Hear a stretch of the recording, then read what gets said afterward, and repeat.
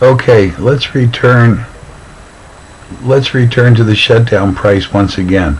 It is very, very important to understand that as long as the price that the perfect competitor gets allows him to cover his average variable costs, then he will continue to stay in business even though he's losing money. The example in your book highlights this. The given here is that he's selling his product for $8 a unit, and he sells 100 and brings in $800 in total revenue. The average total cost to make each one is $9. So 9 times the 100, it costs him $900 to make his product, and he's only receiving $800, or $8 times 100 in total revenue.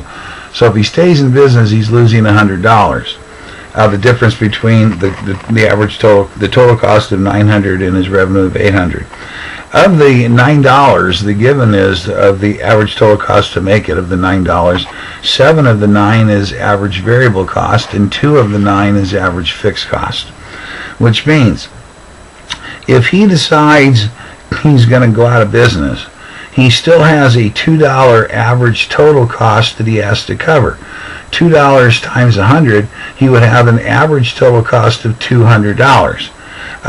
If he stays in business, he would be losing $100. So if he decides to shut down and go out of business, he still has to pay his average total cost of $2 a unit.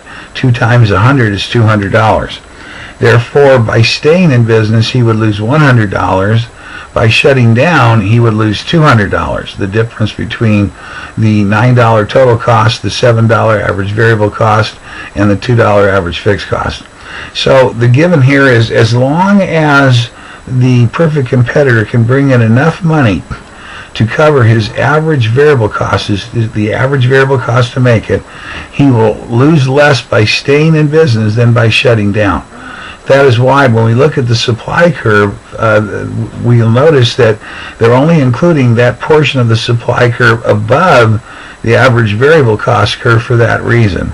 Because the perfect competitor will not supply any product if he can't cover at least the average variable cost to make it. That is why when we sum horizontally what the individual suppliers together are willing to supply us with, we're only counting that portion of the average of the supply curve above the average variable cost curve. Okay, another